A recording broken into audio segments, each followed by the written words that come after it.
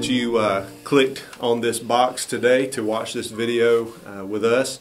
It is the week of Christmas, and Jarrett, Christopher, and I have three thoughts that we'd like to share with you about Christmas and about sort of what goes on in our hearts and minds as we think about the message of Christmas and we think about what God is teaching us and showing us through this season. You may find it hard to believe that we each have a thought apiece that we can share sort of just like that, but we have one thought apiece that we want to share with you, and Christopher's going to get us started. Hey, my thought is all about presents. Don't we love to get presents? I mean, right. That's what I think about when I think of Christmas, right? Mm-hmm. But not exactly the kind of presents that that you may think of as far as being under the tree. Not exactly the kind of things that we would give each other in an exchange time, but more about the gift that Christ gave to us. You know, it's interesting that when Christ came, that people did come. The king's wise men came and gave gifts, tangible gifts. But Christ came to give us the ultimate gift, and it wasn't actually physical, something that we could touch. What He gave was Himself. And it's great to know that when we are giving, that we don't necessarily have to give something that is tangible or monetary, but what we do need to do is be able to give something that is meaningful. And the thing that Christ gave to us that we can share with other people, of course, is the love that He gives, that He gave to us throughout His life and through His death and resurrection, the salvation that He gives to us. But what can we give to other people that can be meaningful to them? Obviously, we can't give salvation. Right. You know, we can't give of ourselves as Christ did.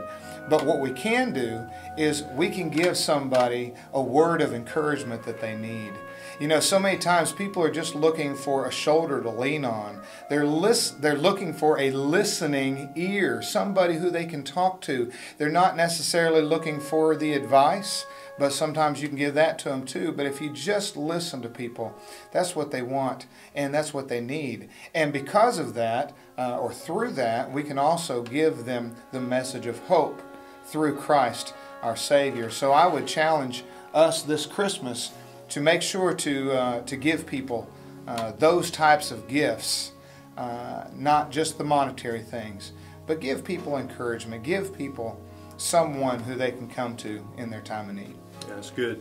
Just to sort of add to that, you know, you could say that God didn't give us presents, P-R-E-S-E-N-T-S. He came and gave us the gift of His presence, being with us. And so, you know, what I sort of take away from that is that when God thought, what can I do for humanity? Because I love humanity so much. His response to that question was to meet our need, and the great need that we had was Him being with us. You hear the word Emmanuel used during the Christmas season, and that means God with us, His presence with us. And so I think that it's true that the best response we can have to that gift is to give our presence to those around us who love us as well. That's sort of what you're saying, that we don't have to give gifts that we purchase at a store that cost money. We can give those intangible things, our presence, our affection, our love, being together, putting that iPhone up on the shelf and turning it off, or whatever it is that might be a barrier to presence, being the gift that you give at Christmas time. That's kind of a thought there as well. Yeah, I agree. And one of the things I keep hearing this time of year is just how busy a time of year that it really is. Everybody's going here to there, parties and shopping and gatherings, church gatherings, all sorts of things that are calling on us. And it's really hard, even for the most devoted believers, to make the appropriate time for Jesus Christ. And it's really no different from the situation we see in the Bible. Mary and Joseph were on their way to Bethlehem, and it was a very busy time. There were many people gathering there during this time. And at this time we see that the inn was full. There's no room for Jesus. And you know, I'm convinced that we're living in a culture that still has a hard time finding room for Jesus in our busy lives. And so we have to be reminded on a constant basis to take the time to make room for Jesus and to live for Him and really have a place for Jesus in our lives. And we have to remember that if we do not do that, then we're going to face the consequences. And maybe our culture and our nation is starting to see some of those consequences now that we do not want to see in this situation. So it's a constant reminder to really make room for the Savior in your life. He came for the purpose of redeeming our souls. Mm-hmm. And if we can't make room for our Savior, then we have no hope. That's right.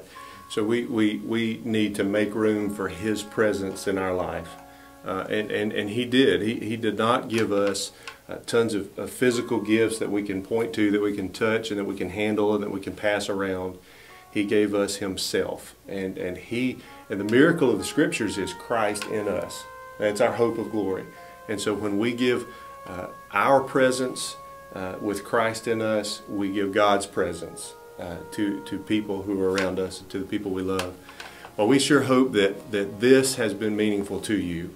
We wanted to share just a few things that were on our hearts that we hope will be a blessing to you. We hope that you and your family will have a Merry Christmas. We'll enjoy your time together in each other's presence. And as you do that, enjoy the presence of God with you all. Merry Christmas.